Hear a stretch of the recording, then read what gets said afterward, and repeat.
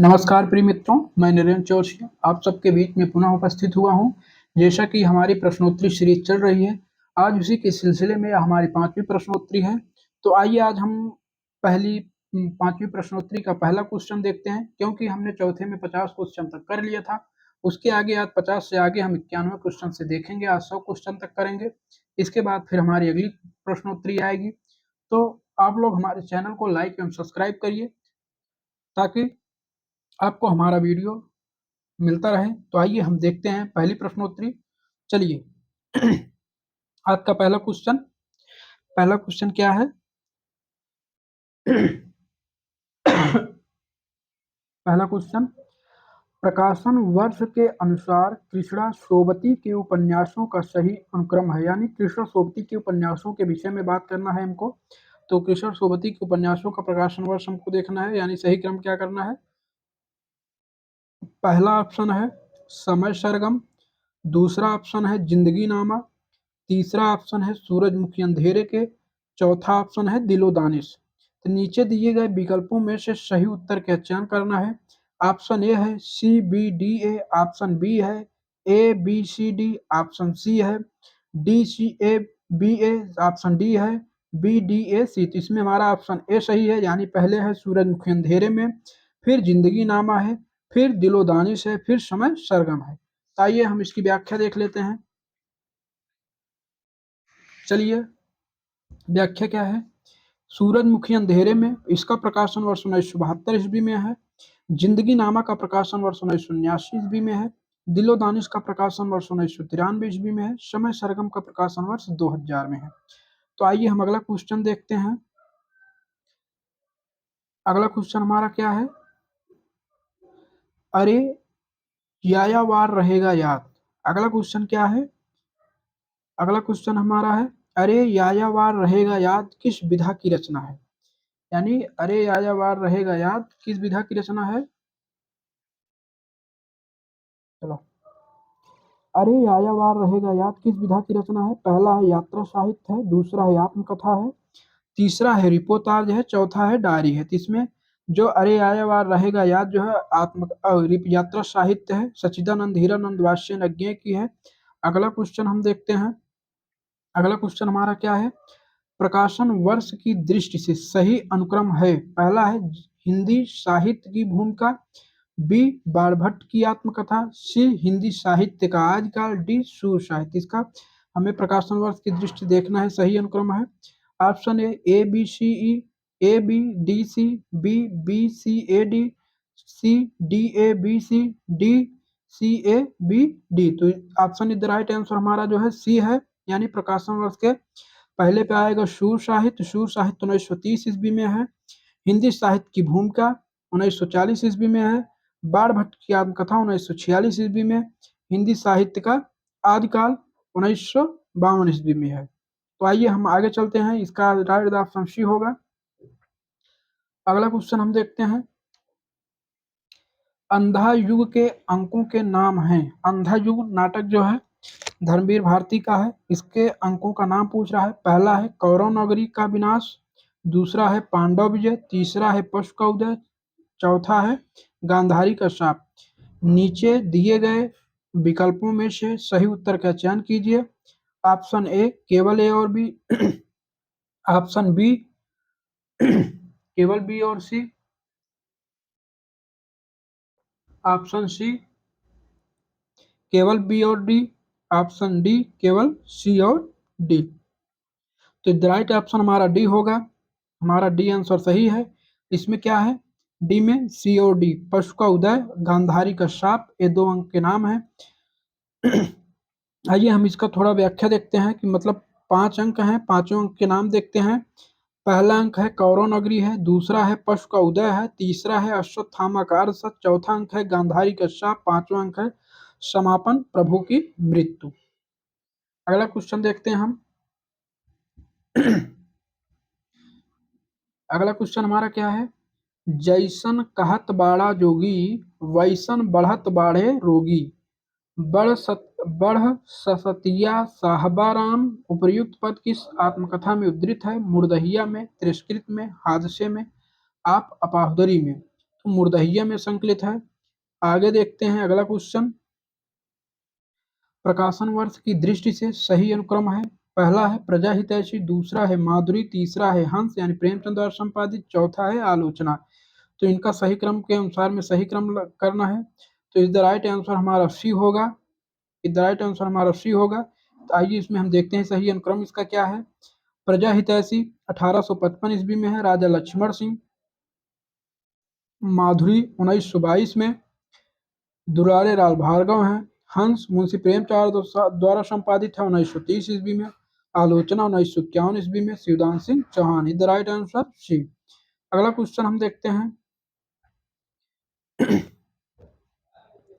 डूब बची लक्ष्मी पानी में, सती आग में पैठ, जिए उर्मिला करे प्रतीक्षा, सहे सभी घर बैठ। विधि से चलता रहे विधान। उपर्युक्त काव्य पंक्तियों में स्त्री की किस मानसिकता का वर्णन हुआ है। ऑप्शन ए स्त्री की दुनिया घर तक सीमित है। ऑप्शन बी स्त्री सामाजिक विधान को तोड़ने के लिए उद्धत है। ऑप्शन सी स्त्री विपरीत परिस्थितियों का सामना करने में सक्षम है। ऑप्शन डी स्त्री अपने दुख को उत्कर्ष उत्सव धर्मी बनाना चाहती है। आइए द राइट आंसर हमारा ये है, यानी स्त्री की दुनिया घर तक सीमित है।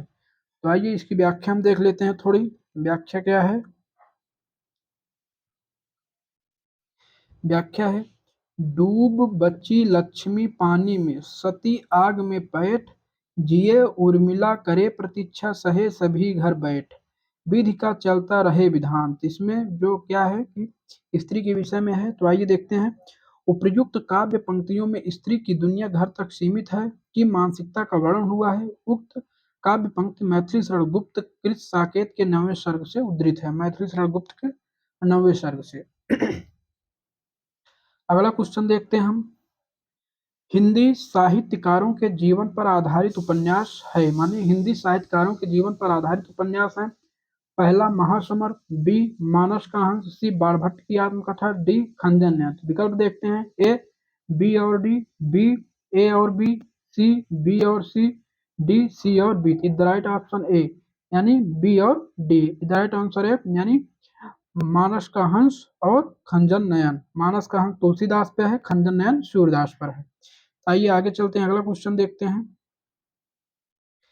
बकरी नाटक के बारे में स्वयं लेखक के विचार हैं। बकरी सर्वेश्वर दास सक्सेना का नाटक है 1974 में। आइए हम देखते हैं बकरी नाटक के विषय में।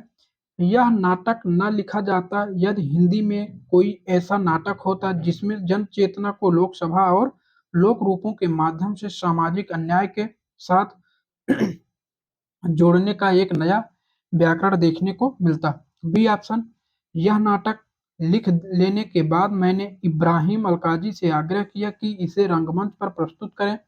सी, इस नाटक के सभी निर्देशकों ने इसके मूल आलेख में कोई परिवर्तन नहीं किया। डी, यदि हिंदी के नाटककार यशा प्रार्थी न होकर आम आदमी की पीड़ा आम आदमी की जबान में आम आदमी के बीच ले जाना हिंदी रंगमंच के लिए अनिवार्य मानते तो यह नाटक न लिखा जाता। विकल्प देखते हैं। ऑप्शन ए केवल ए और बी, ऑप्शन बी केवल बी और सी, ऑप्शन डी केवल ए और डी, ऑप्शन डी केवल बी और D. Is the right option C यानी ए और डी। यह नाटक न लिखा जाता यदि हिंदी में कोई ऐसा नाटक होता जिससे जन चेतना को लोकसभा और लोकरूपों के माध्यम से सामाजिक अन्याय के साथ जोड़ने का एक नया व्याकरण देखने को मिलता। ये हो गया। और डी, यदि हिंदी के नाटककार यश प्रार्थी न होकर आम आदमी की पीड़ा आम आदमी की जबान में आम आदमी के बीच ले जाना हिंदी रंगमंच के लिए अनिवार्य मानते तो यह नाटक न लिखा जाता। ए और D. Is the right answer C. अगला क्वेश्चन देखते हैं।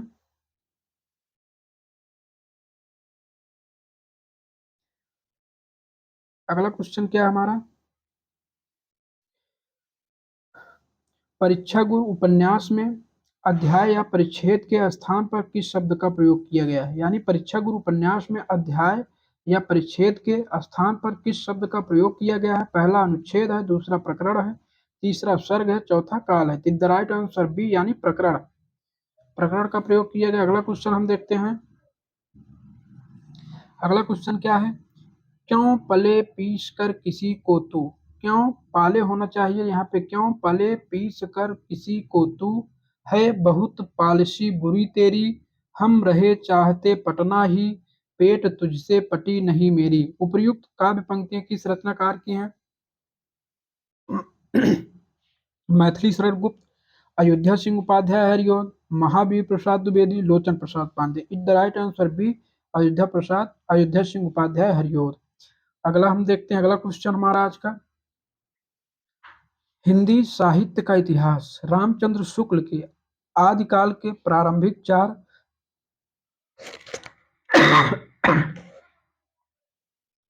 आदिकाल के प्रारंभिक चार प्रकरणों का सही अनुक्रम है।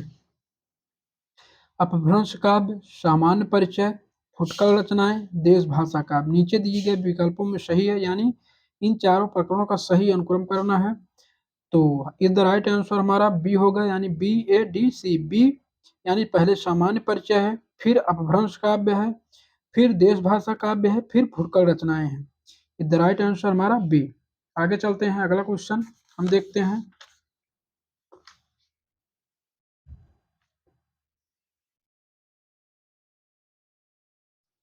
अगला क्वेश्चन क्या हमारा, सूची 1 का सूची 2 से सुमेलित कीजिए। सूची 1 सूची 2, दुनिया का सबसे अनमोल रतन, बी अमृतसर आ गया, सी चीप की दावत, डी पिता। यानी सूची 2 में वृद्धों की उपेक्षा, बी दूसरा है पुरानी और नई पीढ़ी का द्वंद, सी देश का विभाजन, डी देश प्रेम। Is the right answer A होगा हमारा। ए यानी दुनिया का सबसे अनमोल रतन देश प्रेम से संबंधित है, अमृतसर आ गया देश विभाजन से संबंधित है, चीप की दावत वृद्धों की उपेक्षा से संबंधित है, पिता पुरानी और नई पीढ़ी का द्वंद है। इज द राइट आंसर ए। आगे चलते हैं हम। अगला क्वेश्चन देखते हैं। प्रकाशन वर्ष की दृष्टि से जयशंकर प्रसाद के निम्नलिखित नाटकों का सही अनुक्रम है। ए कामना, बी राजश्री, सी विशाखा, डी प्रायश्चित। इज द राइट आंसर हमारा डी होगा, यानी पहले पे प्रायश्चित है। प्रायश्चित 1913 ईस्वी में, बी राजश्री 1915 ईस्वी में, विशाखा 1921 ईस्वी में, कामना 1927 ईस्वी में। इज द राइट आंसर हमारा डी है। आगे देखते हैं। अगला क्वेश्चन क्या है, सुफल जन्म मोके गुरु कीना, दुख विसार सुख अंतर दीना, ज्ञान दान मोके गुरु दीना, राम नाम बिन जीवन हीना। उपर्युक्त काव्य पंक्तियों के रचयिता हैं Kabirdas, Namdev, Raidas, Sundardas. Is the right answer B Namdev.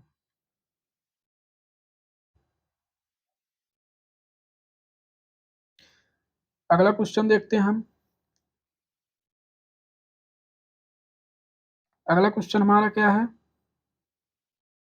IA Richards की दृष्टि में काव्य भाषा की विशेषताएं हैं। ए छंदम कथन की प्राथमिकता, बी सूचनात्मक अर्थ की प्राथमिकता, सी रागात्मक अर्थ की प्राथमिकता, डी तथ्यात्मक अर्थ की प्राथमिकता। तो द राइट आंसर देखते हैं, विकल्प देखते हैं। ए केवल ए और डी, बी केवल बी और सी केवल ए और सी, डी केवल बी और डी। द राइट आंसर हमारा सी है, यानी ए और सी।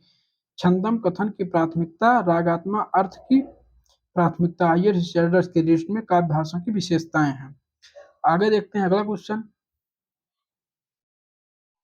रेवा तट समय के तथा पृथ्वीराज रासो के वे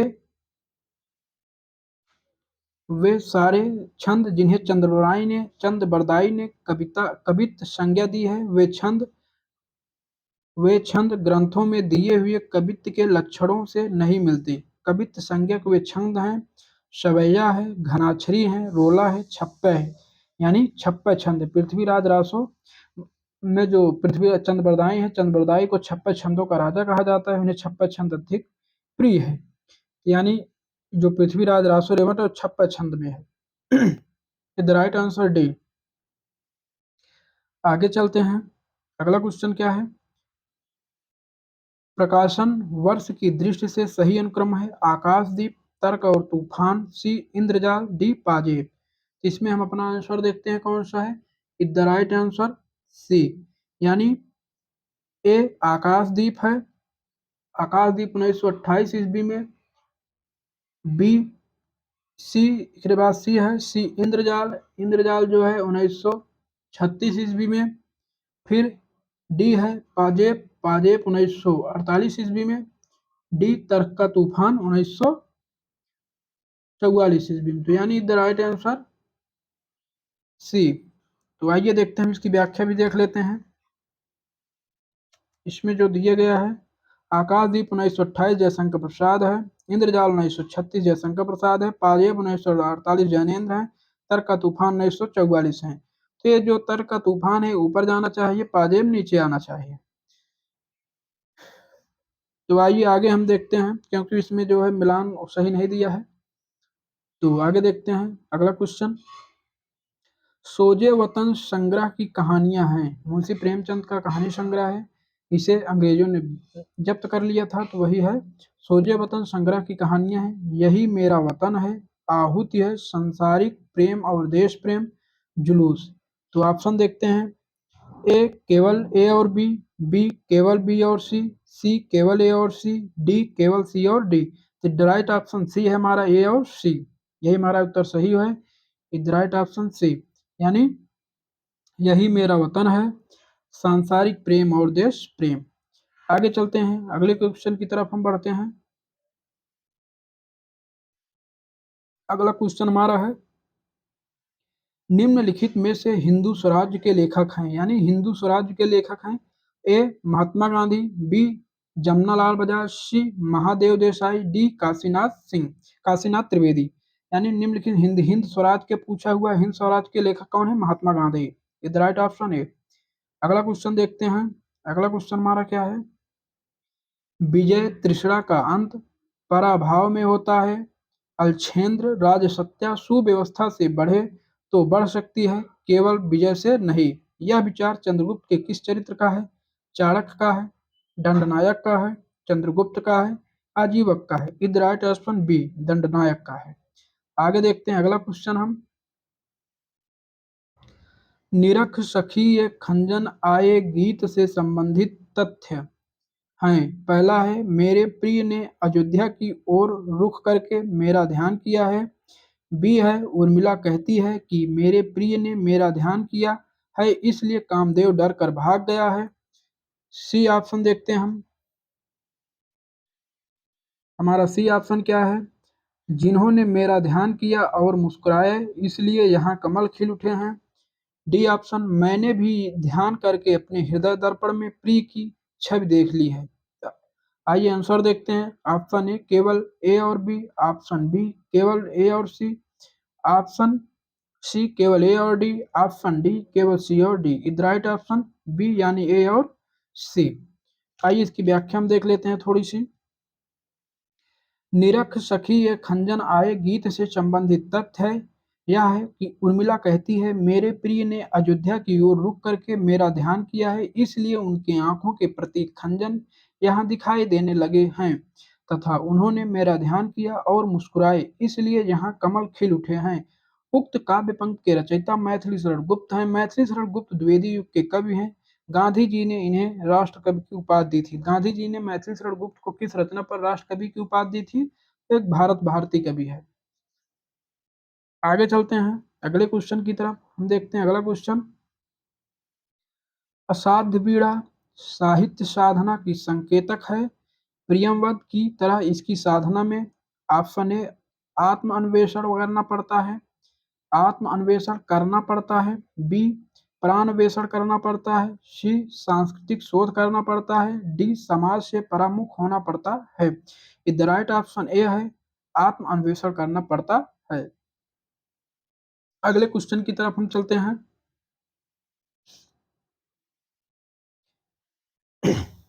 नीचे दो कथन दिए गए हैं, नीचे दो कथन दिए गए हैं, एक अभिकथन ए के रूप में लिखित है तो दूसरा उसके कारण आर के रूप में। अभिकथन ए है, गैर रोमांटिक दौर में रोमानियत को एक गाली के रूप में प्रयुक्त किया जाता है। कारण आर है, क्योंकि वैयक्तिक अनुभूति के स्पर्श के बिना उच्च स्तर की प्रेम कविताएं लिखी जा सकती हैं। उपयुक्त कथनों के आलोचक में नीचे दिए गए विकल्पों में से सबसे उपयुक्त उत्तर का चयन कीजिए। ऑप्शन ए है ए और आर दोनों सही हैं और आर ए की सही व्याख्या है। बी ए और आर दोनों सही हैं लेकिन आर ए की सही व्याख्या नहीं है। सी ए सही है लेकिन आर सही नहीं है। डी ए सही नहीं है लेकिन आर सही है। Is the right option C है इसका, यानी ए सही है लेकिन आर सही नहीं है। तो अगला क्वेश्चन हम देखते हैं। अगले क्वेश्चन की तरफ आइए चलते हैं हम। अगला क्वेश्चन हमारा क्या है? रतन खान के रचयिता हैं। ऑप्शन ए रश Khan, option B Nanddas, option C Malukdas, option D Sundardas. Ratan Khan के रचयिता मलूकदास है। ऑप्शन सी हमारा सही है, यानी मलूकदास है। आगे की तरफ चलते हैं, अगला क्वेश्चन देखते हैं। अगला क्वेश्चन हमारा है, किसी श्रीमान जमींदार के महल के पास एक गरीब अनाथ विधवा की झोपड़ी थी। जमींदार को अपने महल का हाथा उस झोपड़ी तक बढ़ाने की इच्छा हुई। उपयुक्त पंक्तियां किस कहानी की प्रारंभिक पंक्तियां हैं? ऑप्शन ए एक टोकरी भर मिट्टी, ऑप्शन बी पूस की रात, ऑप्शन सी संवादिया, ऑप्शन डी ठाकुर का कुआं। Is the right answer A एक टोकरी भर मिट्टी माधवराव सप्रे की है 1901 ईस्वी में। तो आगे चलते हैं, अगला क्वेश्चन देखते हैं। हिंदी साहित्य का इतिहास दर्शन के लेखक हैं। Option A Hazari Prasad Dwivedi, option B Nalin Bilochan Sharma, option C Ram Swaroop Chaturvedi, option D Vishwanath Prasad Singh Mishra. तो द राइट आंसर हमारा बी होगा। हिंदी साहित्य का इतिहास दर्शन के लेखक नलिन बिलोचन शर्मा हैं। आइए हम आगे बढ़ते हैं, अगला क्वेश्चन देखते हैं। भारतेंदु की रचनाएं नहीं हैं। सतसई श्रृंगार है, प्रेम माधुरी है, सी उमर खयाम की रुबाइयां हैं, जार्ज वंदना है। तो इसमें से पूछा है कि भारतेंदु की रचनाएं कौन सी नहीं है। तो आइए आगे देखते हैं, आगे क्या है।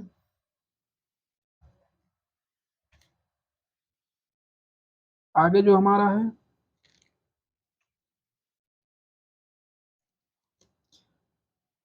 नीचे दिए गए विकल्पों में से सही उत्तर का चयन कीजिए। ऑप्शन ए केवल ए और सी, ऑप्शन बी केवल बी और डी, ऑप्शन सी केवल ए और बी, ऑप्शन डी केवल सी और डी। इधर राइट आंसर हमारा डी है। इधर राइट आंसर हमारा डी है, सी और डी, यानी उमर खयाम की रुबाइयां और जार्ज वंदना ये भारतेंदु की रचनाएं नहीं है। तो आइए हम इसका व्याख्या देख लेते हैं थोड़ी सी। भारतेंदु हरिश्चंद्र की रचनाएं उमर खयाम की रुबाइयां तथा जार्ज वंदना नहीं है। उमर खयाम की रुबाइयों के लेखक हरिवंश राय बच्चन तथा जार्ज वंदना के लेखक श्रीधर पाठक हैं, जबकि सतसई श्रृंगार तथा प्रेम माधुरी भारतेंदु हरिश्चंद्र की रचनाएं हैं। भारतेंदु हरिश्चंद्र ने 70 काव्य ग्रंथों की रचना की, जिनमें प्रमुख निम्नलिखित हैं, जिसमें से पहला है भक्ति सर्वस्व, प्रेम मालिका, कार्तिक स्नान, बैसाख महात्म, प्रेम सरोवर, प्रेम तरंग, होली, वर्षा विनोद, प्रेम फुलवारी आदि। आइए अगले क्वेश्चन की तरफ हम चलते हैं। अगला क्वेश्चन हमारा क्या है?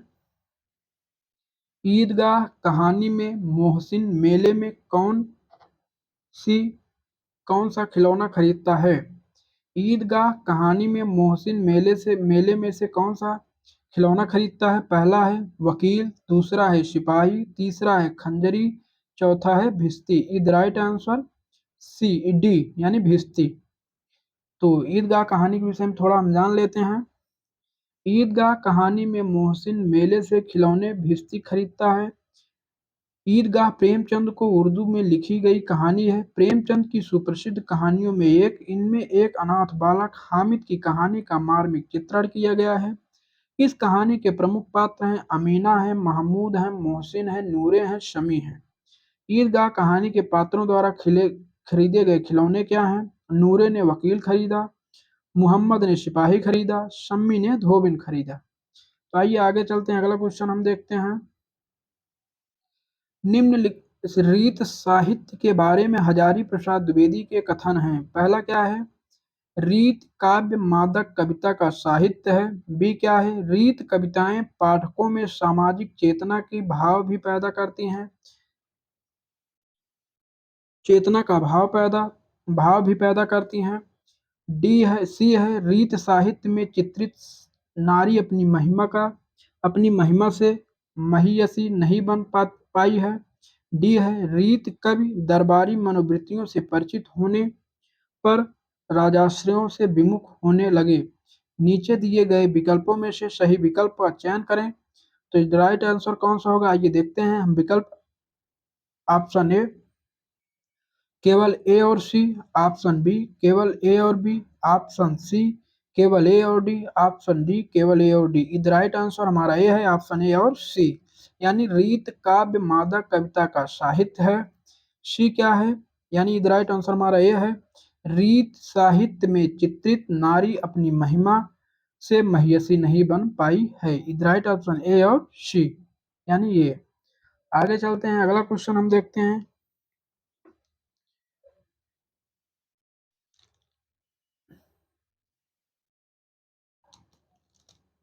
अगला क्वेश्चन हमारा क्या है, पहला है अब आप इस बसंत को ही लो, यह दिन को तांत की तरह तनता है, पेड़ों पर लाल लाल पत्तों के हजारों सुकतल्ले धूप हजारों सुकतल्ले धूप में सीझने के लिए लटकता है।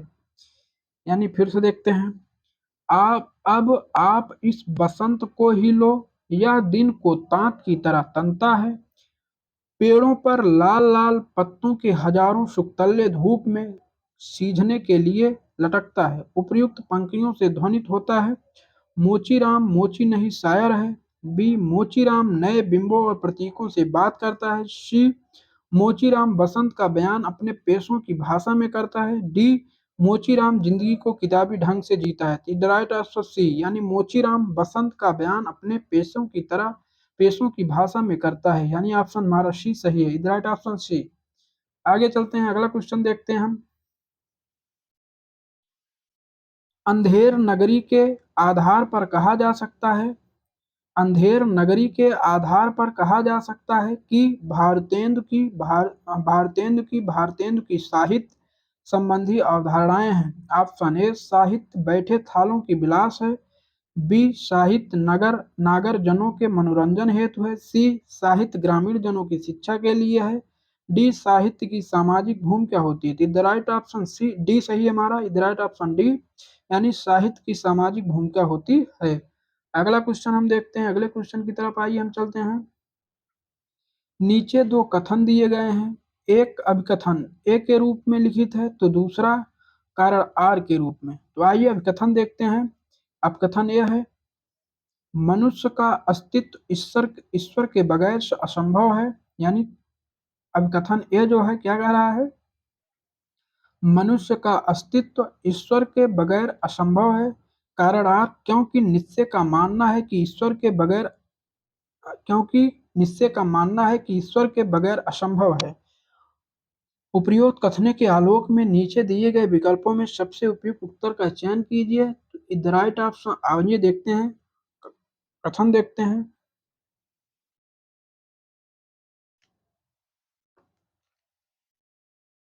हमारा ये है,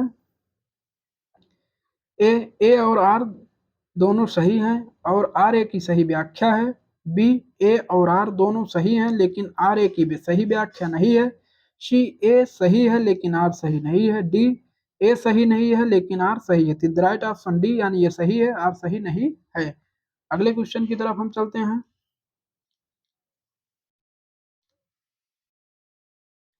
शिव शंभू के चिट्ठे की विशेषताएं हैं, भारतीय राजनीति की उपेक्षा। बी राज प्रशस्त। सी अंग्रेजों का कुशासन। डी भारतीय जनता का दमन और उसके द्वारा प्रतिरोध। नीचे दिए गए विकल्पों में से उत्तर का चयन कीजिए। ऑप्शन ए केवल ए और बी, ऑप्शन बी केवल बी और सी, ऑप्शन सी केवल सी और डी, ऑप्शन डी केवल ए और D. The right option C और डी, यानी अंग्रेजों का कुशासन, भारतीय जनता का दमन और उसके द्वारा प्रतिरोध, ये शिव शंभू की चिट्ठी की विशेषताएं हैं। आगे चलते हैं, अगला क्वेश्चन हम देखते हैं। संस्कृत के 4 अध्याय के प्रथम अध्याय में किन विषयों पर चर्चा की गई है। रामधारी सिंह दिनकर का निबंध है संस्कृत के 4 अध्याय। चार अध्यायों में पहले प्रथम अध्याय पर किस विषय में चर्चा की गई है, आइए हम देखते हैं। आर्य द्रविड़ संबंध, भक्त बी भक्त की प्राचीनता, सी हिंदू संस्कृत की पहचान शक्ति, डी प्राचीन भारत और बाह्य विश्व। तो द राइट ऑप्शन हमारा क्या होगा, आइए देखते हैं। ए में केवल ए और बी में केवल बी और सी में केवल सी और डी में केवल ए और सी। द राइट ऑप्शन हमारा डी है, यानी ए और सी है। संस्कृत के 4 अध्याय के प्रथम अध्याय में किन विषयों पर चर्चा की गई है, तो आर्य द्रविड़ संबंध और हिंदू संस्कृत की पहचान। The right option D. आगे चलते हैं, अगला क्वेश्चन हम देखते हैं। करम मुहम्मद शाह बखानू, सूरज देहली सुल्तानू, धर्म पंथ जग बीच चलावा, निवर न सबरे सो दुख पावा। उपयुक्त पंक्तियां किस सूफी कवि की हैं? यह सूफी पंक्ति जो है मलिक मोहम्मद जायसी होंगे। तो आइए आप देखते हैं आंसर कौन कौन सा है। Malik Mohammad Jayasi, B Noor Mohammad, C Usman, D Qutban. The right answer B, यानी करम मोहम्मद शाह बखानू, सूरज है देहली सुल्तानू, धर्म पंथ जग बीच चलावा, निवर्ण सबरे सो दुख पावा। उपयुक्त पंक्तियां कब सूफी कब नूर मोहम्मद शाह के समकालीन थे, यानी नूर मोहम्मद शाह का है। इन्होंने फारसी भाषा में रजतुल हयाक नामक ग्रंथ की रचना की तथा अवधी भाषा में इंद्रावती और अनुराग बासरी ग्रंथ की रचना की, जबकि मलिक मोहम्मद जायसी ने पद्मावत की, कुतुबन ने मृगावती की, उस्मान ने चित्रावली की रचना की। द राइट आंसर बी है नूर मोहम्मद। आइए अगला क्वेश्चन हम देखते हैं। अगला क्वेश्चन हमारा क्या है, सूची 1 को सूची 2 से सुमेलित करना है। सूची 1 में क्या है, पंजाब है, बी में पूर्णिया है, सी में शिवपालगंज है, डी में गंगौली है। तो सूची 2 में क्या है, पहला आधा गांव है, दूसरा राग दरबारी है, तीसरा मैला आंचल है, चौथा जिंदगी नामा है। तो इस राइट आंसर हमारा डी होगा, यानी आइए हम देखते हैं। पंजाब जो है, पंजाब का कथावत जिंदगी नामा में है।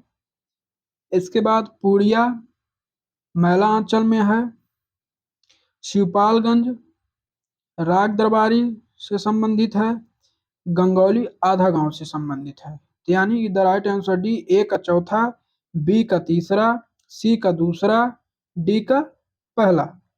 द राइट ऑप्शन हमारा डी है। आइए आगे चलते हैं अगला क्वेश्चन की तरफ। अगला क्वेश्चन देखते हैं।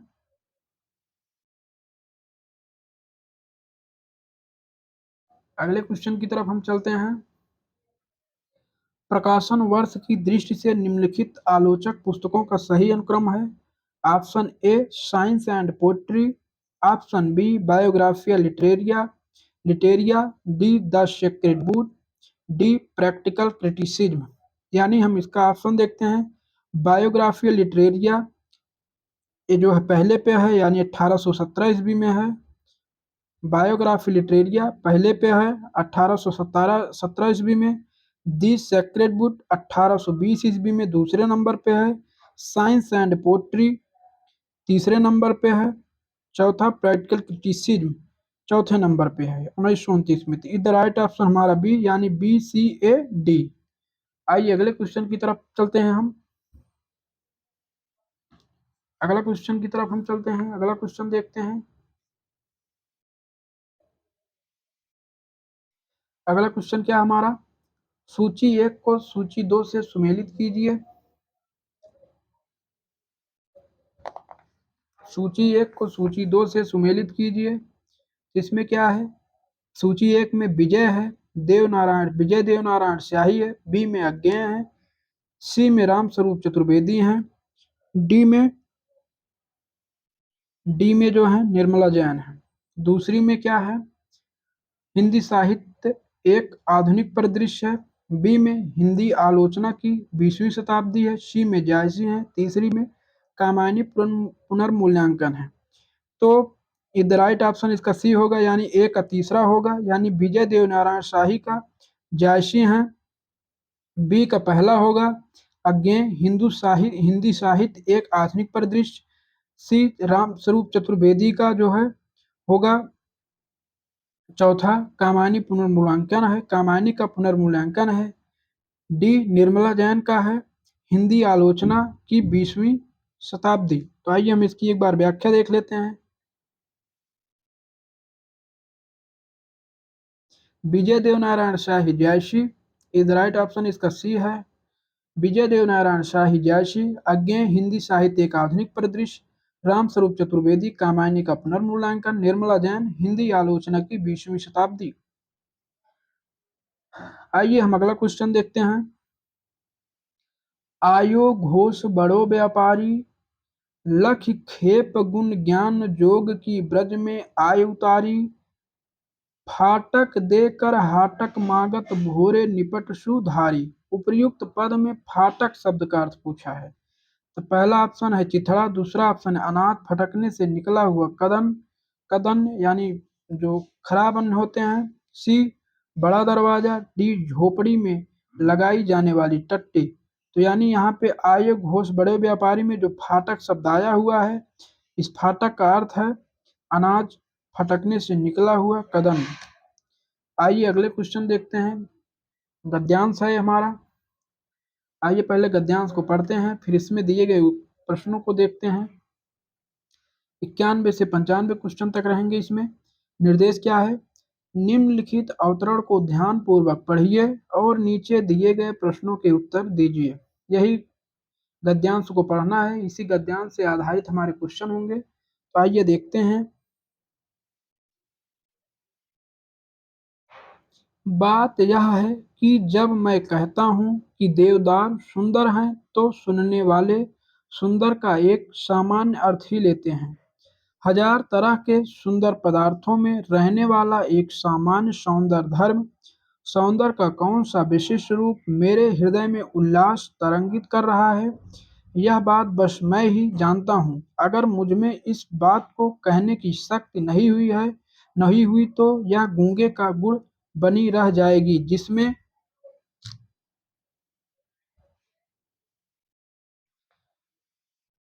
जिसमें शक्ति होती है वह कवि कहलाता है।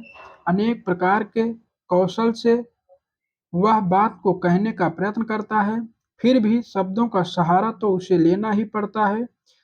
शब्द सदा सामान्य अर्थ को प्रकट करते हैं, कवि विशिष्ट अर्थ देना चाहता है। वह छंदों के सहारे, उपमान योजना के बल पर, ध्वनि साम्य के द्वारा विशिष्ट अर्थ का साधारणीकरण करता है।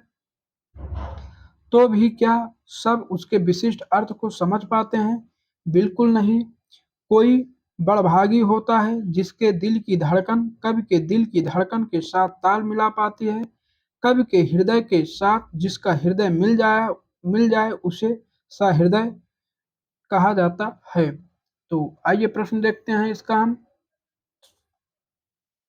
प्रश्न क्या है?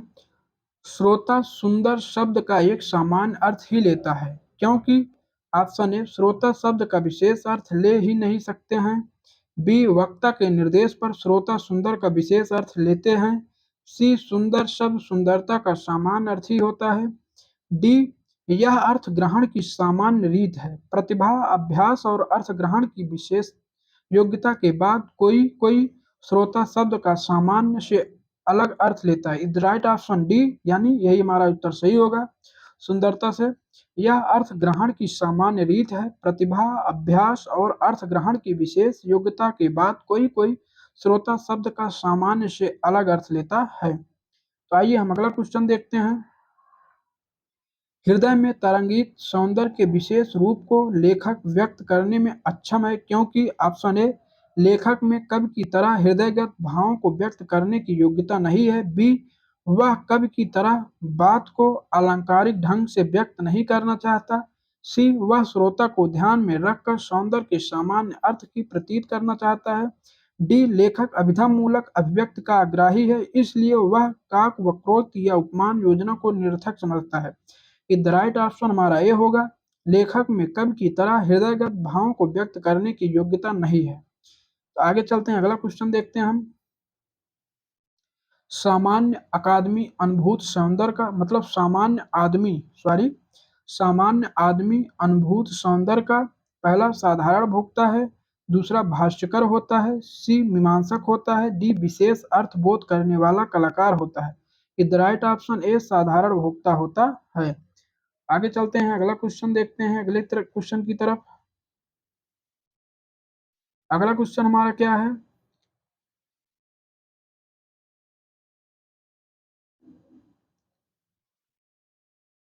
अगला क्वेश्चन हमारा है, कवि साधारण कवि साधारणीकरण क्यों करता है?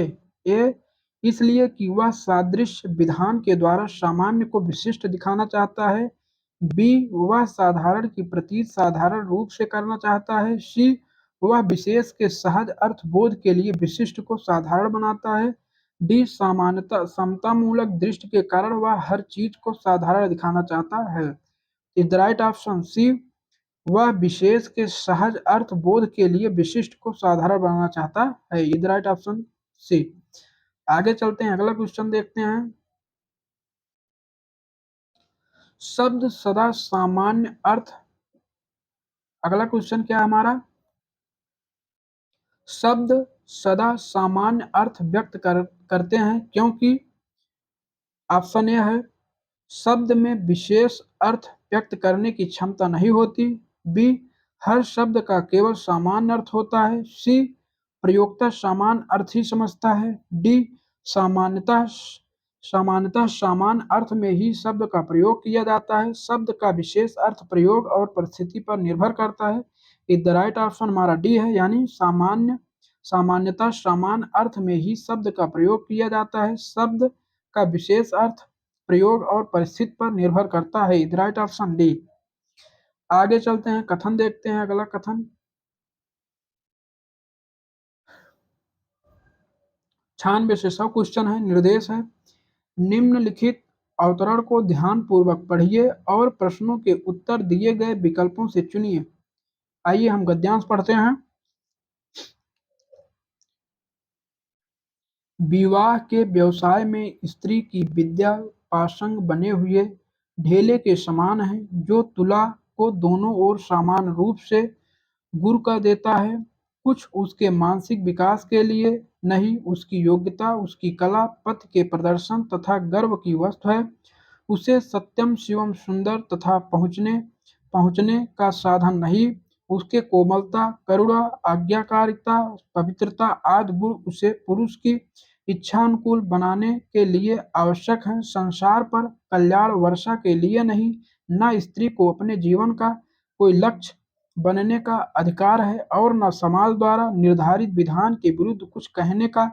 उसका जीवन पुरुष के मनोरंजन तथा उसकी वयोवृद्धि के लिए इस प्रकार चिर निवेदित हो चुका है कि उसकी सम्मत पूछने की आवश्यकता का अनुभव भी किसी ने नहीं किया। वातावरण भी धीरे धीरे उसे ऐसे ही मूक आज्ञा पालन के लिए प्रयुक्त करता रहता है। गृहिणी का कर्तव्य कर्म महत्वपूर्ण नहीं, यदि वह साधिकार और स्वेच्छा से स्वीकृत कहाँ गए, स्वेच्छा से, हाँ यहाँ से है, उसका जीवन पुरुष के मनोरंजन तथा उसकी वंशावृद्धि के लिए इस प्रकार चिर निवेदित हो चुका है कि उसकी सम्मत पूछने की आवश्यकता का अनुभव भी किसी ने नहीं किया। वातावरण भी धीरे धीरे उसे ऐसे ही मूक आज्ञा पालन के लिए प्रस्तुत करता रहता है। गृहिणी का कर्तव्य कम महत्वपूर्ण नहीं, यदि वह साधिकार और स्वेच्छा से स्वीकृत हो। जिस गृह को बचपन से उसका लक्ष्य बनाया जाता है, यदि उस पर उसे अन्य वस्त्र पाने के अतिरिक्त कोई और अधिकार भी होता, जिस पुरुष के लिए उसका जीवन एकांत रूप से निवेदित है, यदि उसके जीवन पर उसका भी कोई स्वत्व होता, तो वह दासता स्पृढ़ी प्रभुता बन जाती। आइए आगे देखते हैं। आइए वहां से प्रश्न देखते हैं। गद्यांश हमने पढ़ लिया, प्रश्न देखते हैं। उपर्युक्त अवतरण के संदर्भ में निम्नलिखित में से कौन सा सही कथन है? पहला ऑप्शन है, विवाह की प्रथा में वर और कन्या के माता पिता सिर्फ उसकी भलाई का प्रयास करते हैं।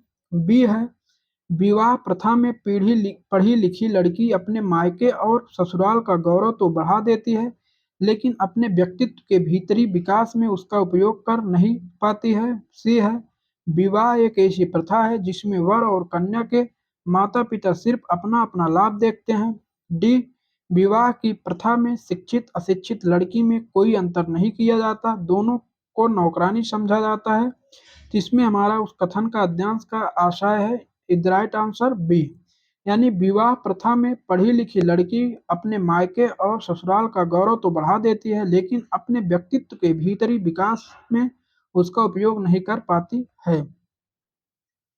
आगे चलते हैं, अगला क्वेश्चन देखते हैं हम। उपर्युक्त अवतरण के आधार पर निम्नलिखित में से कौन सा कथन सही है? ऑप्शन ए, यदि घर का उत्तरदायित्व निभाने में गृहिणी के अधिकार और इच्छा का सम्मान नहीं होता है तो भी बड़े गौरव की बात है। ऑप्शन बी, यदि घर का उत्तरदायित्व निभाना पड़ता है तो गृहिणी पर परम कर्तव्य है, चाहे उसकी इच्छा के विपरीत विपरीत ही क्यों ना हो। ऑप्शन सी, यदि घर का उत्तरदायित्व निभाने में गृहिणी को अपना सब कुछ निछावर करना पड़ता है तो यह भी श्रेयस्कर है।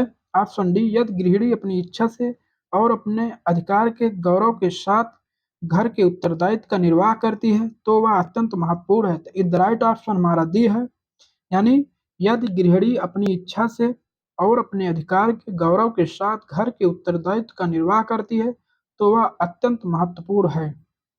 आइए अगला क्वेश्चन हम देखते हैं। उपर्युक्त अवतरण के संदर्भ में सही कथन है।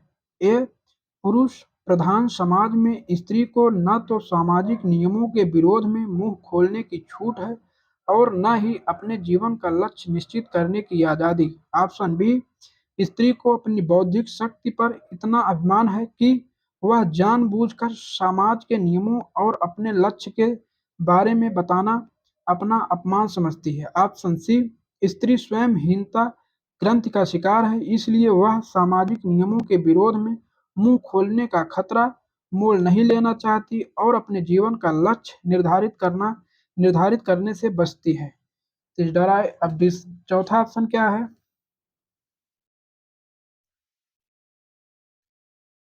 स्त्री इतनी सहनशील है कि वह समाज के बारे में कहना आवश्यक नहीं समझती और अपने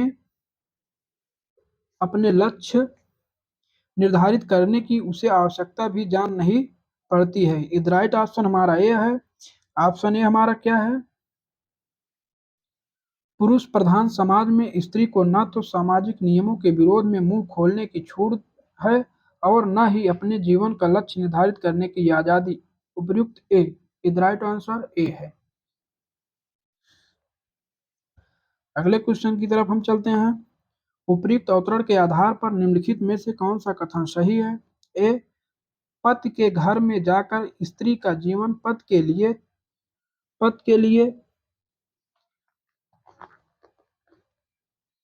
के लिए पूरी तरह से समर्पित हो जाता है और उसका अपने जीवन पर कोई अधिकार नहीं रह जाता।